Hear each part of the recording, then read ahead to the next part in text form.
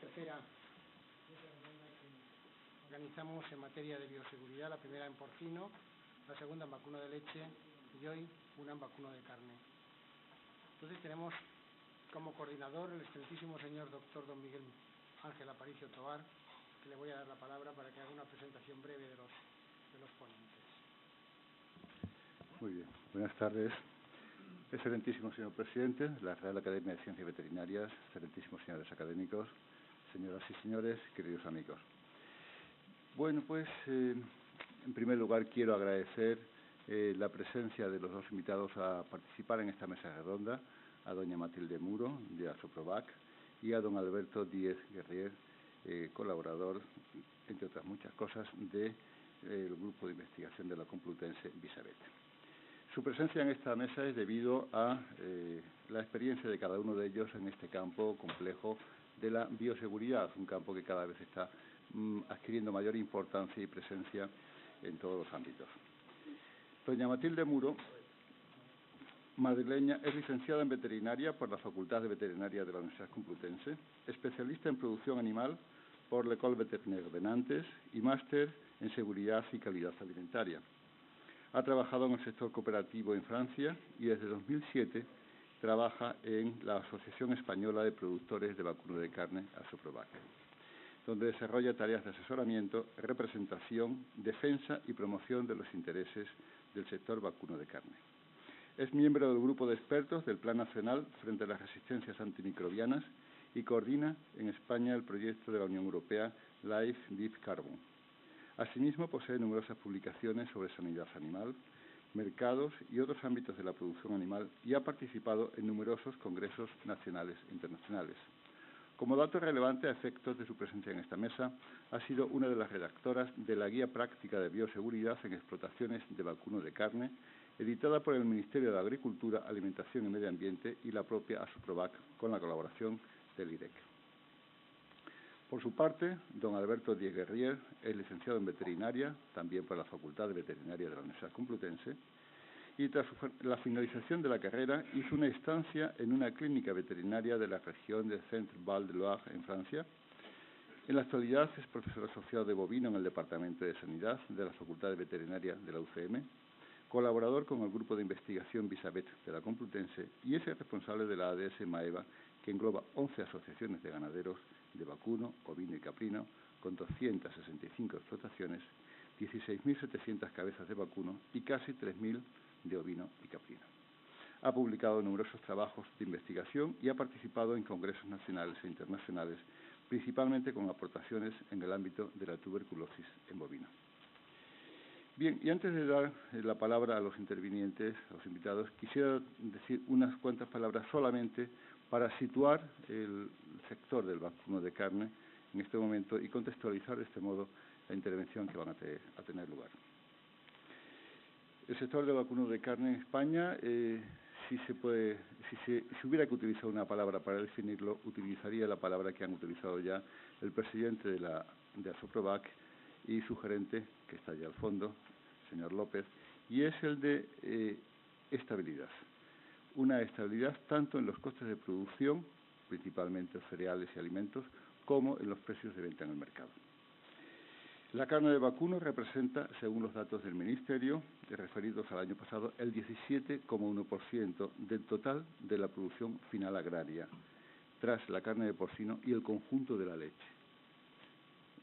Desde el punto de vista censal, en el último quinquenio, las vacas nutrizas de más de 24 meses han experimentado un continuo crecimiento hasta alcanzar, en enero de este año, más de 2.150.000 cabezas, ubicadas preferentemente en Castilla y León, Extremadura y Andalucía, y el 35% se concentra en 3 provincias solo: Cáceres, Salamanca y Badajoz.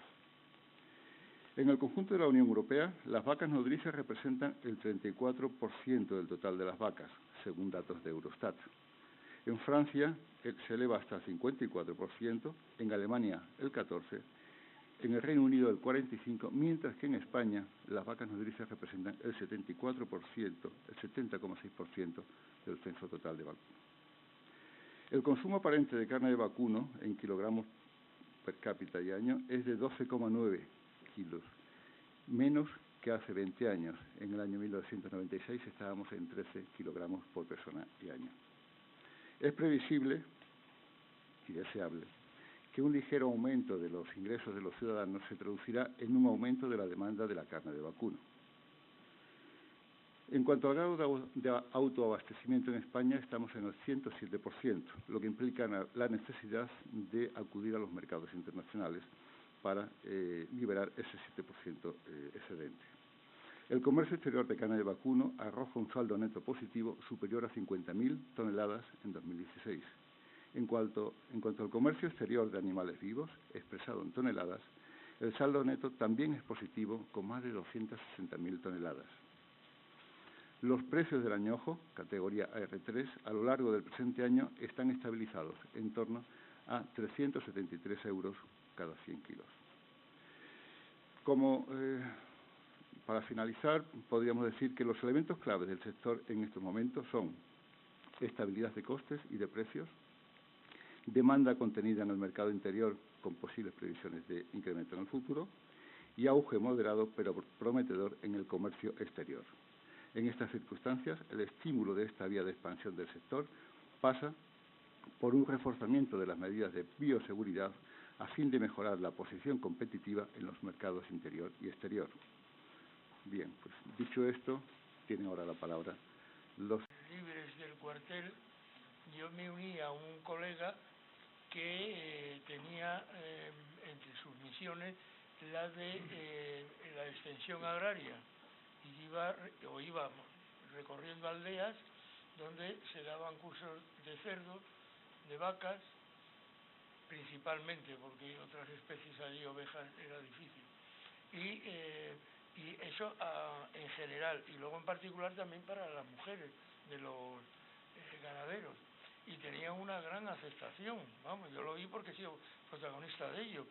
Y el Ministerio de de Agricultura, editaba mensualmente unas hojas divulgadoras, así denominadas, que se hacían el envío por el camino reglamentario a que los beneficiarios lo pudieran utilizar. No sé, en momentos actuales, como todo tiempo pasado fue peor, pues ahora en estos momentos hay otras generaciones y quieren hacer su obra, no cabe duda, ¿no? Es así la realidad de la vida. Pero aquello soy testigo de que hizo una gran labor y creó una gran inquietud de mejora, de educación y de beneficio, que era lo interesante social en ese aspecto. Luego quería que me hiciera una ampliación de qué enfermedades hay hoy día en la comunidad de Cantabria. No lo digo como pregunta cepo, sino lo digo como interés, porque mis raíces son de Cantabria y con frecuencia voy, ¿no? Últimamente pues está el paisaje y el paisanaje, como se decía, muy revuelto, porque no sé si estas explotaciones particulares reciben ayudas, porque hay un estímulo con las ayudas, pero hay un estímulo a bolsa abierta, pero no, en la mayoría de los casos no hay beneficio, sino que va a la bolsa. Y bueno, ¿qué ha ocurrido?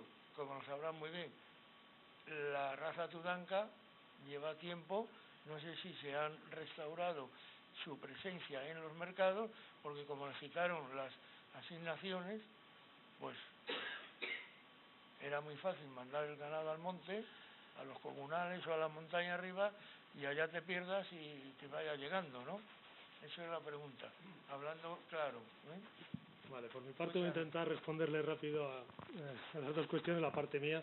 A ver, es cierto que lo que existe actualmente, que se llaman las OCAs o las delegaciones delegaciones locales de agricultura, depende de las comunidades autónomas, han cambiado bastante. Digamos que en muchas la presencia de los veterinarios ha disminuido, esencialmente sobre todo es porque tienen tal multitud de funciones que casi la sanidad animal es un pequeño apartado, sobre todo la gestión de subvenciones, de la PAC, de mil cosas de estas, el movimiento animal, las guías, en fin, que están bastante desbordados es que me van viniendo a la cabeza 1000 funciones que tienen que realizar y realmente solo la legislación que tienen que manejar y las funciones que tienen que hacer andan bastante justitos de tiempo. Otro factor que no nos está ayudando es que la situación general, siempre va a haber excepciones, pero la situación general ahora mismo de relación entre las administraciones públicas y los ganaderos es mala. Digamos que a raíz de las campañas de saneamiento ganadero estamos estancados en una situación nada cómoda desde hace unos cuantos años. Y digamos que hay un enfrentamiento que no facilita estas labores de acercamiento como podía haber antes. Pasa a todos los niveles, pasa con las delegaciones, incluso pasa con los veterinarios de campo. Ya ha cambiado bastante, no es un poco lo que teníamos en los años 80 o 90. Eso hace que ahora se quiera retomar y se quiera volver a la formación, al acercamiento a los ganaderos, a informar y demás. También hay que decir que los ganaderos tampoco son muy receptivos en muchos casos. Se hacen muchas jornadas, algunas funcionan y otras son un fracaso. El ganadero de hoy no está tan interesado o no tiene tiempo y muchas veces se hacen convocatorias y aparecen 8 personas. Convocatorias para una región donde deberían aparecer 200. O sea que es un poco un distanciamiento en todos los sentidos que no facilita mucho esta labor. Ahí quería yo intervenir en esa acupuntura de las nuevas generaciones. Las nuevas generaciones son fruto de una desidia oficial. No hay que olvidarlo, porque en la cornisa cantábrica, en la zona donde yo me muevo, que es ya próximo a Asturias, quedan 4 o 5 explotaciones de leche en manos de los que han sido amantes del ganado, que son los pasiegos, que los conocerá perfectamente. Todas las generaciones que tenían proyecto con sus hijos de continuar, dada la conducta oficial, han desaparecido. Y entonces están los prados que se mantienen metiendo a las ovejas como pastoreo para que los vayan limpiando. Porque llegó el boom de la construcción y empezaron a adelantar compras, esto te adelanto que me lo quiero, esto para la construcción. Como luego vino abajo, pues eliminaron explotaciones, no hay nada de construcción por el momento y solo queda en manos de estos productores de leche que se lo ven y se las desean para mantener el coste que emplean en la producción del litro y la oferta de los que se lo compran de las cooperativas. O sea que es que el futuro es negativo. Si esto se explicara en facultades de veterinaria, yo creo que empezaban a darse de baja a los alumnos. Así es. Pocos van a nuestros sectores, ¿no? Un porcentaje muy pequeño. Bien, muchas gracias. Doctor Martínez, por favor, tiene usted pedida la palabra. Muchas gracias. Me levanto para felicitar a estos dos ponentes, don Alberto, doña Matilde, don Alberto. Quería hacer unas preguntas, pero por curiosidad solamente, y sobre todo para animar un poco el diálogo, después del esfuerzo que supone hacer y preparar esto, y además muy coordinadamente, puesto que lo que a uno faltaba al otro lo complementó, lo cual es, no sé si se habrán puesto de acuerdo previamente, pero si no, son ustedes muy inteligentes, y eso también pues hay que resaltarlo. Para Alberto quería preguntarle una cosa un tanto polémica y otra cosa muy frecuente, de la que oye uno de vez en cuando. ¿Cómo va esa relación entre las explotaciones extensivas y la fauna silvestre de carnívoros tan protegida en estos momentos? El oso en la cornisa cantábrica, el lobo que va creciendo y llega ya aquí a la cordillera central, y abajo, y el lince, el superprotegido lince, no precisamente para los animales recién nacidos en el campo, etcétera. Eso es lo primero. Y lo segundo, quería preguntarle cuándo van a desaparecer de una vez las ferias y mercados, que son la fuente de todas las enfermedades infecciosas y la transmisibilidad, y sobre todo en estos momentos en los que Internet y la imagen es mucho más activa y mucho más rápida y mucho más frecuente de presentar algo que se vende o algo que se quiere comprar, y desde luego no almacenar allí a los animales unos con los otros, con lo cual pues el que no venía infectado se infecta y el que venía infectado infecta al resto de los que están frecuentes. Bueno, eso es. Si quieren, continúo con la otra ponente. Sí, y después así ustedes se explayen conmigo. La otra, me preocupó mucho aquello de control de moscas y mosquitos. Y las moscas, pobres moscas, ¿pero qué hacen las moscas? Es que no veo ningún... pero sin embargo, las garrapatas, ¿por qué no control de garrapatas? ¿Y qué pasa con incluso los malófagos en invierno en las explotaciones intensivas? Y desde luego el control de los moluscos. ¿Qué pasa con Linnea y con Planorboides metichensis? Y ahí está la fasciolosis y ahí está la esquistosomiasis en el campo, más en extensivo que en intensivo, por supuesto. Y ya desaparecieron las tricostrongilidosis. Las coccidiosis han ido a la porra, ya no existen, no necesitan control de ningún tipo. Yo creo que me gustaría que recapacitara un poco en sus diapositivas, pero no es ninguna crítica, es que es una cosa tan abundante y tan extensa como esto, estas cosas se pasan, nada más. Bueno, muy bien, pues para responder, dentro de la zona silvestre, animales depredadores, podríamos llamarlos, es un problema. El oso, bueno, va a estar más circunscrito en una zona, están más acostumbrados, produce problemas, pero no es tan escandaloso, digamos, que porque lleva ya más tiempo y está un poco más regularizada la situación. Por supuesto hay ciertas zonas que son candentes. El lobo sí que tiene mucha más relevancia porque su expansión está siendo muy rápida, se está repoblando en muchas zonas, en algunas zonas de forma reconocida, en otras no tantas, pero la verdad es que hay una repoblación constante de lobos. Incluso la hay, tampoco se dice, la hay por parte de las autoridades y la hay por parte de gente que va por libre. El lobo y la ganadería, bueno, pues históricamente nos han enseñado que son difícilmente compatibles, por lo cual crea una situación que es, veremos hasta dónde se puede llegar. Hay zonas que va a ser mucho el problema. Ganadería extensiva en zonas de montaña con lobo, las soluciones son pocas, muy complejo. Las soluciones que se aportan son más idealistas que realistas. Lo de poner burros que vemos ahora, poner mastines con las vacas. Con un rebaño de ovejas es más sencillo. Con rebaños de vacas en pasto de montaña es imposible. Son soluciones que no son válidas. No tengo ahora mismo la respuesta. Sé que va a producir un enfrentamiento cada vez mayor. Yo lo que me imagino es que en zonas, como vemos con la ganadería en general, ganadería en zonas periféricas a grandes ciudades va a tener un problema de viabilidad serio. Madrid, Barcelona, Bilbao, grandes núcleos urbanos, cada vez son mayores los problemas o los choques, digamos, entre intereses de votos, por decirlo de alguna manera, con intereses de rurales o del campo. En cuanto a la segunda parte, era exactamente, perdón, que se me ha ido, se me acaba de ir en Santa Ciudad. La feria. La feria han bajado, ciertamente han bajado. Una feria emblemática como era la de Talavera ha desaparecido.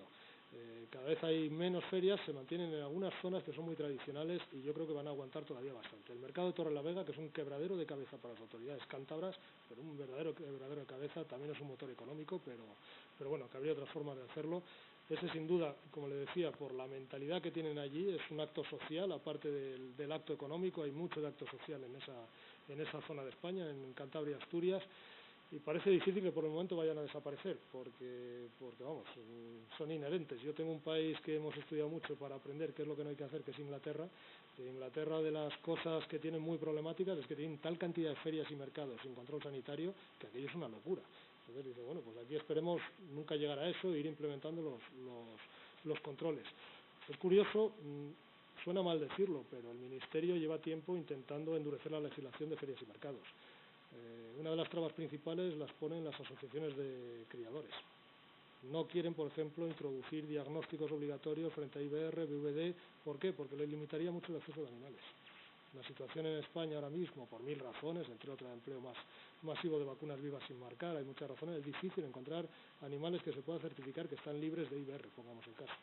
Entonces son las propias asociaciones de productores que tampoco están muy por la labor de participar en esto. Es un poco lo que yo explicaba. Mi percepción es que la bioseguridad hay que trabajar mucho en ella, en este sector, mucho, porque estamos en una situación bastante mala, esa es la verdad.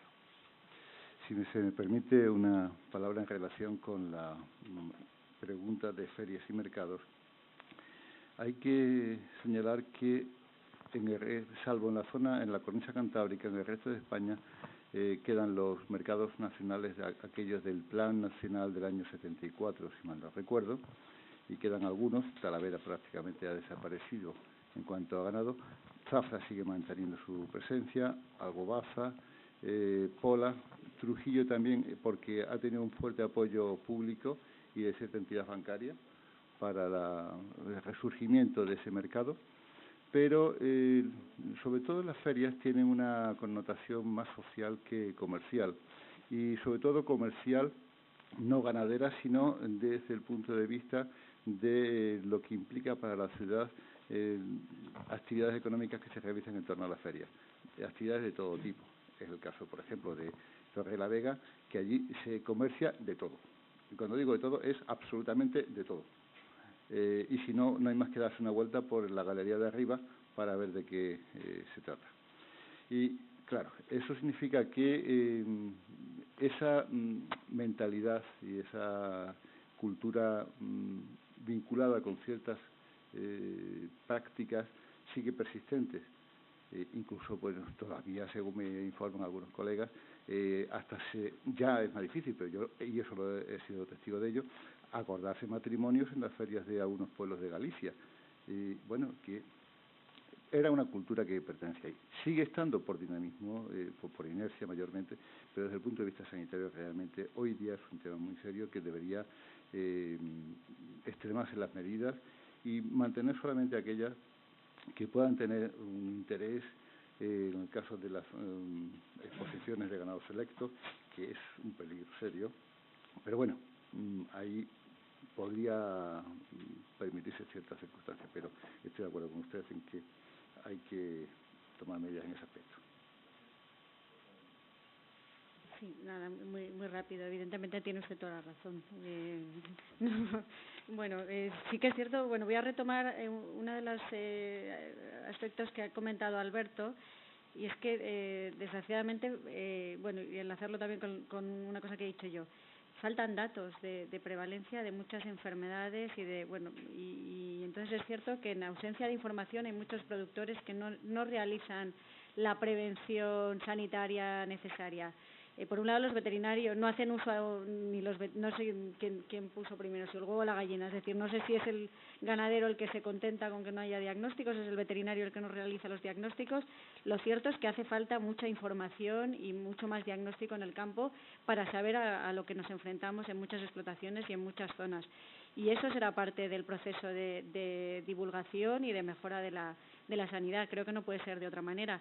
Probablemente no lleguemos a retomar, o sí, ojalá, los servicios de extensión agraria, que yo no conocí, pero de los que habla tanta gente con tan buen recuerdo, pero por algo hay que empezar y desde luego uno de los problemas principales es la falta de información y de sensibilización de los productores.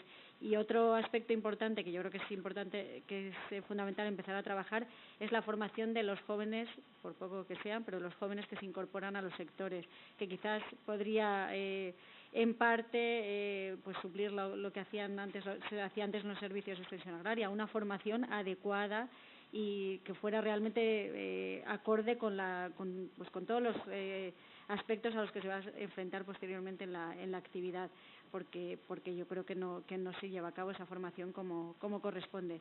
Y probablemente si desde un principio la lleváramos a cabo, bueno, pues por lo menos las nuevas incorporaciones tendrían mucha más sensibilidad de cara a todos estos procesos.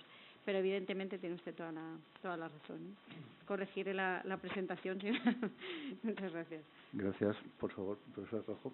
Sí, muchas gracias. Yo quiero también, por supuesto, felicitar a los dos ponentes.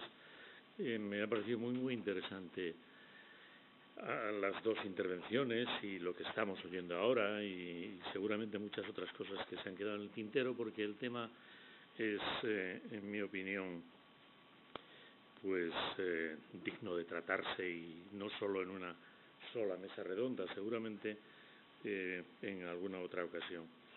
Y yo quería hacer, como el profesor Martínez y yo tenemos casi la misma genealogía, pues resulta que la mayor parte de las preguntas que ha hecho él las iba a hacer yo. Yo tenía aquí apuntado las ferias no son ni más ni menos que un intercambio de patógenos, como todos sabemos. De manera que es que eso está claro. Y a pesar de que en Gran Bretaña las cosas han cambiado, no son como hace algunos años, realmente las ferias británicas son un modelo. Ya me gustaría a mí que las cosas se hicieran en España como se hacen en Gran Bretaña, aunque ahora se haya abierto un poco más, se ha relajado un poco las costumbres, pero siguen haciéndolo bien. Los británicos, yo por lo menos les tengo mucha admiración porque mi formación es inglesa, fundamentalmente. Bueno, quería también comentar algunas cosas, más que preguntas, pero vamos, también sirven para que se siga un poco después de mi intervención. Por ejemplo, se habla, además de las ferias, como una crítica con la que yo estoy de acuerdo, una crítica real a las guías que se llamaban hace años de origen y sanidad. Y es verdad que dejan muchísimo que desear. Y es verdad que un mal de muchos no es consuelo de bobos. Pero yo creo, y lo digo en alto y lo he dicho en alguna otra ocasión, que seguramente todos los que estamos aquí, los médicos no nos han hecho nada más que guías de sanidad. Nunca nos han reconocido. Es decir, vas al médico, te hacen un certificado médico y punto. Y puedes tener incubando, vaya usted a saber lo que está incubando cada uno de nosotros. De manera que seguramente habrá que dirigir las cosas de otra manera, organizarlas de otra forma, pero esa crítica solo a las guías y de la que somos culpables, pero es que los veterinarios, en mi opinión, no somos policías de verdad. Y eso es lo que muchas veces exigen.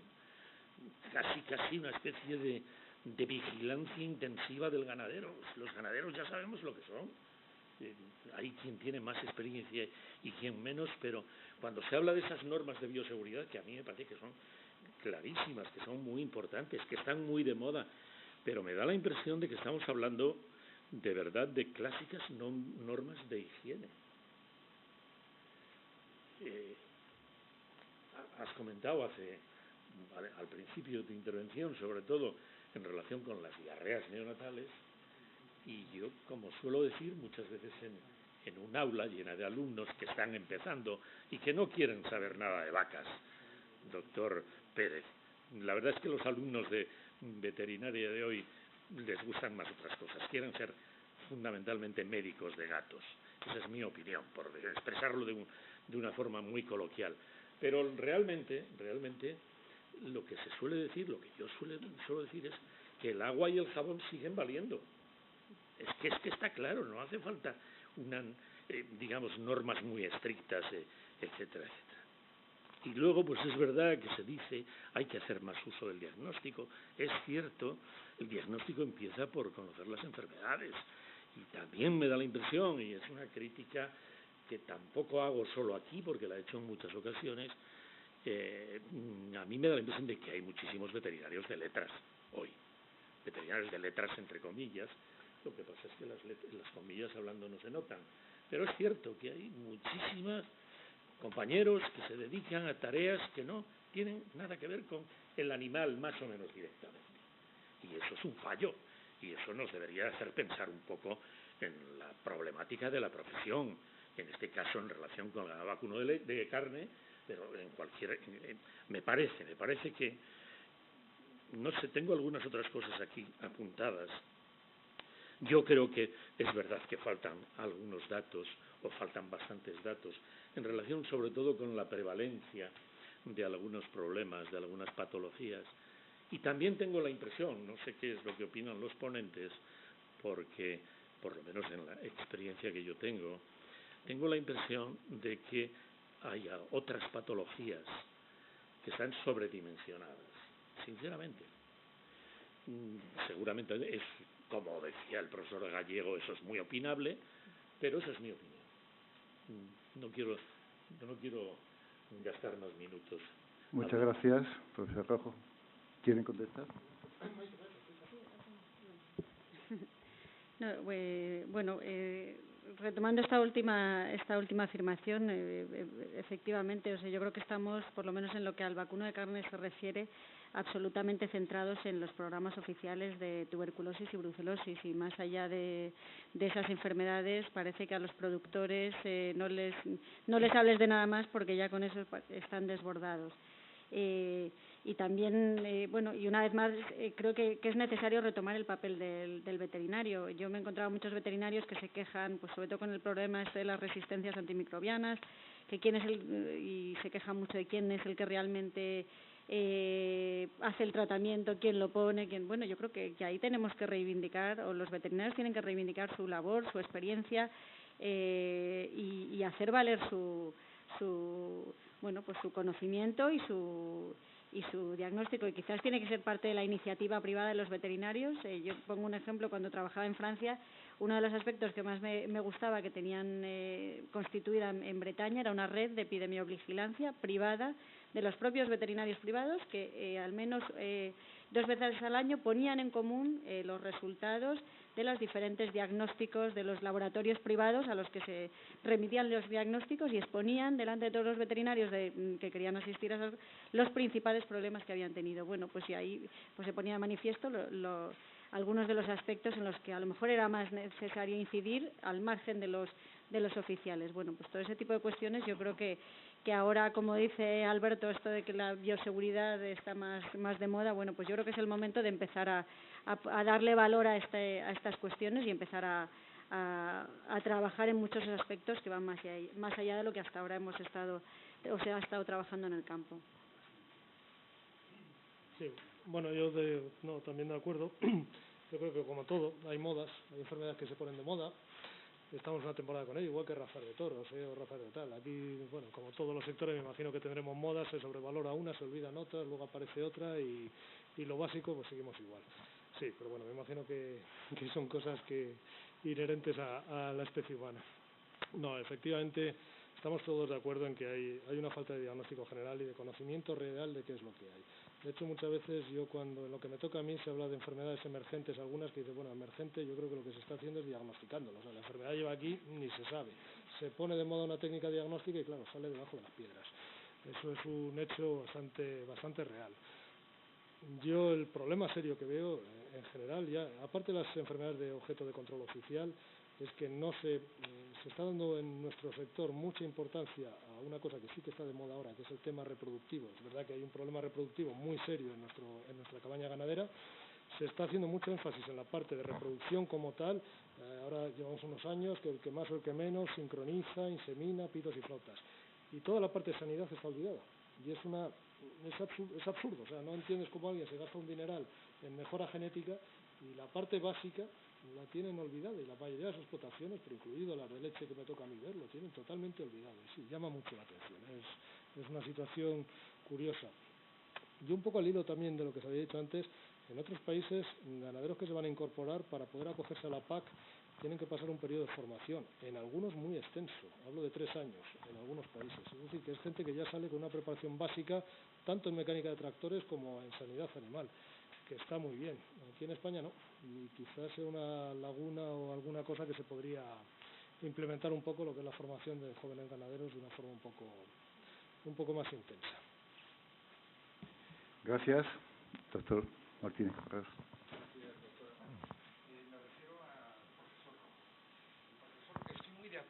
Estoy muy de acuerdo con lo que ha dicho el profesor Rojo, de que el veterinario no es policía. Pero le atraigo la atención, doctor Rojo. Policía tiene varias acepciones. Recordará usted cuando era joven, como yo, que en los libros de... Usted es más joven, sí.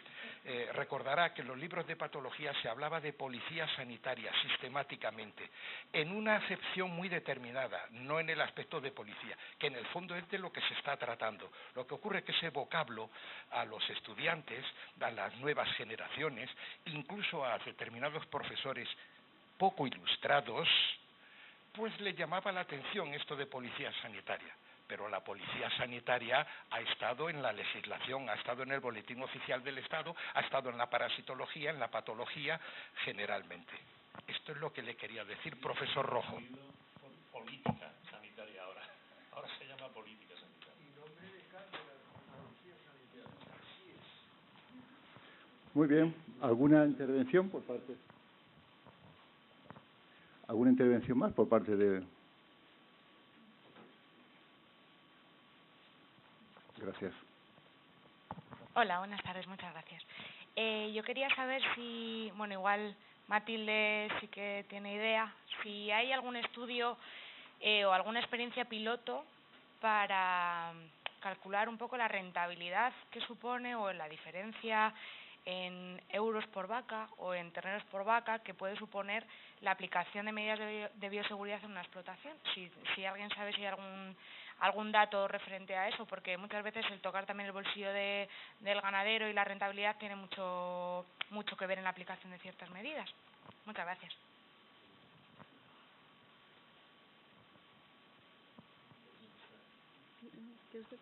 No, yo solo quería decir una cosa que me ha venido a la cabeza en el momento de la intervención última, que tiene que ver con la educación, digamos, infantil, juvenil, etcétera, etcétera, cuando nos quejamos de los costes de la educación.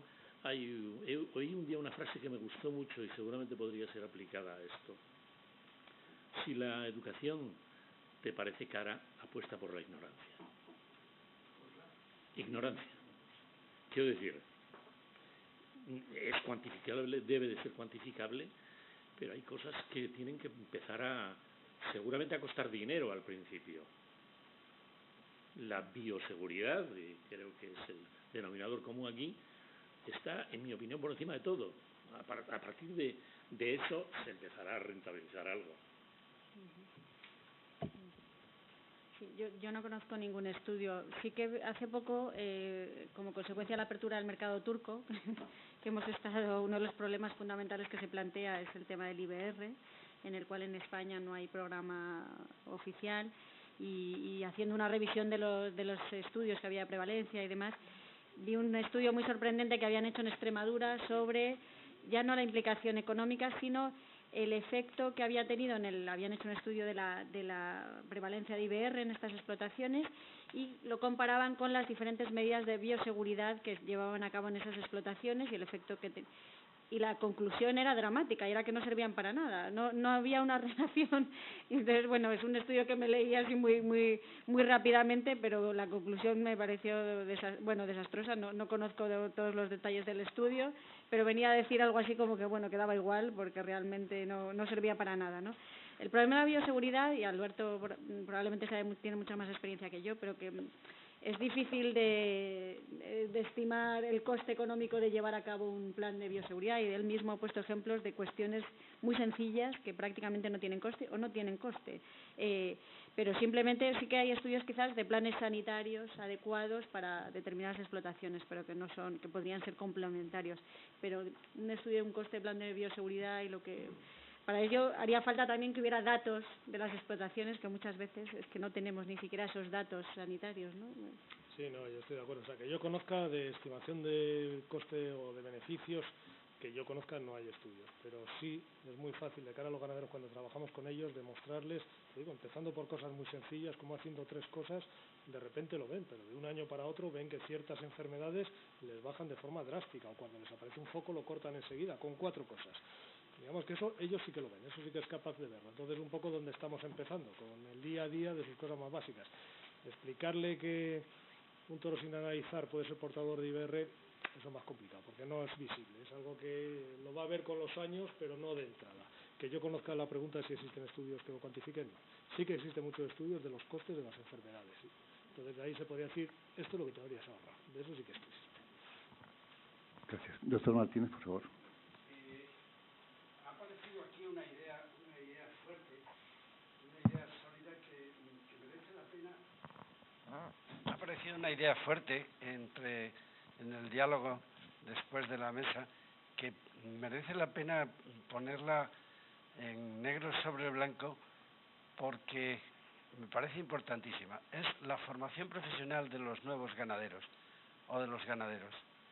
Y eso realmente, en estos momentos en los que no hay extensión agraria, en los que no hay veterinario municipal, veterinario que posee no sé, yo me pasaba los veranos de mi carrera de veterinaria ganando dinero en un centro de inseminación que pertenecía al veterinario titular de un ayuntamiento de la provincia de Lugo. Y allí era todo, era un centro de formación, era un centro de aplicación, era un centro de difusión. Pues todas esas cosas han desaparecido. Es decir, de alguna manera se ha abandonado o se abandona al ganadero o al nuevo ganadero, pues al azar, que haga lo que le parezca, ¿no? Y allá es su negocio. Si se le formara, y desde luego se le puede formar, y se puede exigir que tenga formación. Y es una forma muy sencilla. Hay muchísimas subvenciones, muchísimas ayudas, muchísimos elementos que proceden de Europa y de aquí que se podían, de alguna manera, pues someter o de alguna forma facilitarse a todos aquellos que tengan esa formación y, claro, crear centros de formación desde las facultades de veterinaria. Creo que es una idea fuerte, es una idea seria que merece la pena que ustedes la pongan en práctica o la estimulen. Gracias. En relación con el tema de la formación profesional de los ganaderos, sobre todo de los jóvenes ganaderos, sí es obligatoria. Y sí existen programas de formación de jóvenes agricultores si quieren acceder a las cuotas nuevas de la PAC. ¿El problema cuál es? Yo creo que es el mismo que ya señaló en esta misma sala el doctor Moreno Fernández Caparrós, y es la laxitud en la formación, la falta de control de las mismas, el caos formativo, porque no hay, aunque hay controles, algunos, pero no se puede dar un curso de integración o de incorporación a la empresa agraria a un joven a partir de las 6 de la tarde, cuando ha empezado a trabajar a las 7 de la mañana en el campo, y tirarse hasta las 9, 10 de la noche, porque te das cuenta, alguna vez he colaborado en ese tipo de cursos, se lo pasan durmiendo y te reconocen que es el sueño más placentero que han tenido. Desgraciadamente es así. Entonces no se le puede dar en 3 semanas de tarde, de lunes a viernes, 4 horas, 3 horas, porque es una formación que desgraciadamente no se aprovecha. Pero sería absolutamente necesario, y no solamente lo que dice Alberto Díez, sino que en Francia tienen que pasar periódicamente por las escuelas de formación con unos resultados francamente espectaculares. Pero aquí se hace un cursillito de 30, 40, 50, 90 horas, porque también en eso hay gusto para todos, y les dan su certificado de que han hecho el curso y ya pueden solicitar la cuota correspondiente de la PAC. Es un problema serio. Son las leyes ibéricas, ¿no? No, se ha hecho... Las leyes ibéricas, es decir, mucho escrito, muy bien redactado y nadie lo lee. No, tenemos un problema peor. O sea, lo que decía, aquí es verdad que hay una formación, pero es para acogerse a la ayuda de primera instalación. Es obligatorio tener 180 horas de cursos que pueden ser variados, online, en fin, hay que sumar 180 horas al curso. Lo que yo me refería antes, hay países que para acceder a la PAC, en conjunto a la PAC, es decir, para ser ganadero de carne, tienes que pasar por una formación que generalmente son 3 años. O sea, no es un curso ni 2 ni tal, es una formación seriada. Aquí yo añadiría una cosa, es peor todavía. Aquí tenemos, como en todos los sitios, los dichosos foros de Internet, fuente de información de los ganaderos, y eso ya es para echarse a temblar. O sea, eso ya es una cuestión, es una desinformación malintencionada en la mayoría de los casos, que realmente es bastante problemática y dañina. Cuando tienen cualquier cosa, desde una enfermedad hasta cualquier problema con la administración, se van al foro de turno de Internet, y la información que sacan de ahí es ya para te vuelves loco, vamos, directamente. Pero bueno. Las facultades de veterinaria tienen que ponerse las pilas. Bueno, pues muchísimas gracias a los dos ponentes en esta mesa redonda por sus extraordinarias intervenciones, muy clarificadoras, muy complementarias, y que han dejado pues la idea de que esto de la bioseguridad no debe ser una moda, sino que debe ser una práctica cotidiana. Ya le gastaremos en su momento unas conclusiones, pero clausura la sesión el presidente de la Academia. Gracias. Muy bien, pues muchísimas gracias. Quisiera felicitar a los dos intervinientes. Creo que doña Matilde Moro y don Alberto Díez Guerriera han estado francamente bien. han estado complementados y bien es cierto que doña Matilde se ha dedicado más bien a los temas intensivos y don Alberto se ha dedicado más a los temas extensivos, ¿no? Yo creo que se ha hecho una crítica importante del sector, ¿no? Que creo que es lo más, para mí ha sido muy importante, ¿no? Y hablar en este momento de higiene y manejo de explotaciones, cuando llevamos tanto tiempo haciendo sanidad animal, ¿no? Y viendo lo que tenemos en el momento actual, dices, bueno, pero ¿qué hemos hecho en materia de bioseguridad estos años, ¿no? Pues hemos avanzado muy poco, ¿no? Pero bueno, el análisis que se ha hecho de la situación es cierta, ¿no? Y cuando doña Matilde habla del plan de resistencias, hay una gran labor aquí a hacer, ¿no? Sobre todo, implementar los métodos de diagnóstico, ¿no? Seleccionar bien las moléculas, ¿no? Y por supuesto no utilizar los antibióticos en un mal manejo, ¿no? Lo que hay que hacer es mejorar, ¿no? Y bueno, yo me ratifico en lo que dije el otro día. Creo que tenemos que definir primero lo que es bioseguridad, porque es que todo el mundo habla de bioseguridad y yo estoy viendo en cada sector aspectos que son comunes y aspectos que son distintos y al final no me ubico, ¿no? Por lo tanto, creo que las interprofesionales se tendrían que poner de acuerdo, porque hay muchos aspectos de bioseguridad que son comunes y otros que no son comunes. Entonces yo me ofrecí el otro día como academia a que nosotros podíamos incluso pues asesorarles en materia de bioseguridad, ¿no? Y por supuesto cuando ves esto, pues lógicamente si lo comparas con el decálogo que se ha hecho en el sector porcino, dices, bueno, las dos cosas son complementarias, pero yo creo que se podrían poner de acuerdo, de manera que nosotros nos ofrecemos para que cualquier cosa que podamos asesorar, ¿no? Por lo tanto, se ha tocado el tema del veterinario de explotación. Creo que en Francia está muy bien indicado en la sociedad francesa, y aquí, por lo visto, por lo que vi el otro día, hay problemas con el Ministerio de Agricultura, porque parece ser que el Ministerio no quiere subvencionar la figura de veterinario de explotación, sino quiere que el veterinario de explotación sea, de alguna manera, a costo del ganadero, ¿no? Son aspectos que son importantes. Y bueno, por último, decir que efectivamente en todos los sitios, en todas las mesas redondas se está viendo el tema de formación. El veterinario necesita formación continuada. Y yo creo que es responsabilidad de cada veterinario saber si necesita formación continuada o no. Y este es un aspecto que nosotros estamos siempre diciendo lo mismo, ¿no? La formación continuada es algo que es obligatorio en todos los veterinarios, que es responsabilidad, que es un problema ético, etc. Bueno, yo ya voy a clausurar, ya he dicho bastante, y bueno, en reconocimiento pues a su participación le vamos a entregar un diploma de reconocimiento, primero a doña Matilde Moro.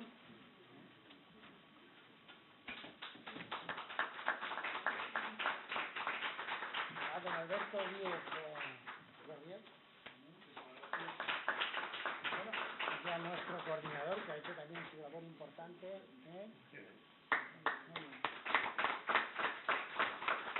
Pues muchísimas gracias. Vamos a levantar la sesión y vamos a hacer unas fotografías para que mañana pueda salir en la página web.